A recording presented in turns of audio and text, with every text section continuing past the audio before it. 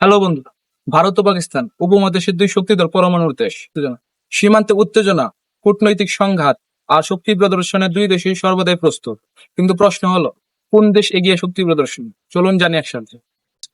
Part one, সামরিক শক্তির তুলনা। প্রথমে দেখা যাক সামরিক শক্তি। ভারতের মোট সেনা সদস্য সংখ্যা 14 লাখ, যেখানে পাকিস্তানের সেনা সদস্য রয়েছে 6,50,000। ভারতের কাছে রয়েছে 4,700 প্লাস ট্যাঙ্ক, যেখানে পাকিস্তানের কাছে রয়েছে 2,700 প্লাস ট্যাঙ্ক। আকাশপথে ভারতের রয়েছে 2,200 প্লাস যুদ্ধ বিমান, যেখানে পাকিস্তানের রয়েছে 1387টি। নৌবাহিনীতে আবার ভারতের সাবমেরিন সংখ্যা 20টি, পাকিস্তানের 9টি। সামরিক শক্তি দিয়ে ভারত এগিয়ে থাকলেও গল্প এখানেই শেষ নয়। পার্ট টু, পারমাণবিক শক্তি। দুদেশে পরমাণুর শক্তি তো।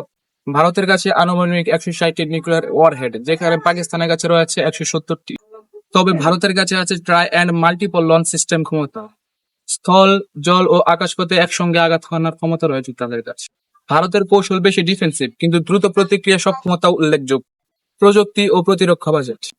ভারতের বার্ষিক প্রতিরক্ষা বাজেট $83 বিলিয়ন, যা বিশ্বের তৃতীয় বৃহত্তম। পাকিস্তানের প্রতিরক্ষা বাজেট $11 বিলিয়ন। তবে ভারত নিজস্ব প্রযুক্তিতে যুদ্ধজাহাজ, বিমান ও ড্রোন তৈরি করেছে। তবে পাকিস্তান চীনের সঙ্গে মিলে আধুনিক অস্ত্র সংগ্রহ করেছে।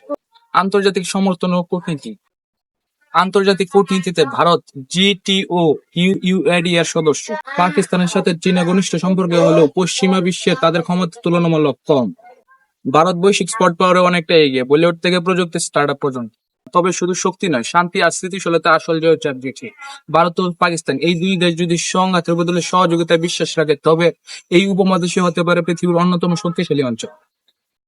ভিডিওটি ভালো লাগে থাকলে লাইক, কমেন্ট, শেয়ার ও সাবস্ক্রাইব করুন এবং আপনার একটি গুরুত্বপূর্ণ মতামত কমেন্টে বলে যান। দেখা হচ্ছে পরের কোনো ভিডিও।